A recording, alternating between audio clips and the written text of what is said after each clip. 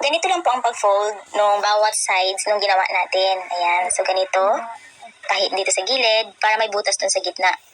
Ayan. Tapos, kailangan natin ng tali. So, pagtas natin tahiin, i-fold natin itong dalawang gilid kasi ito yung magiging hips nung damit natin. Tapos, lagyan natin ng panali. Yung ginamit kong tali dyan, mga mami, ay liston lang yan ng sapatos. Pinagdugtong ko. Ayan. Tapos, i-X natin to. I-X natin itong tali. Ayan. Pag ganito siya. Then, sulot mo dito sa gilid. Yan.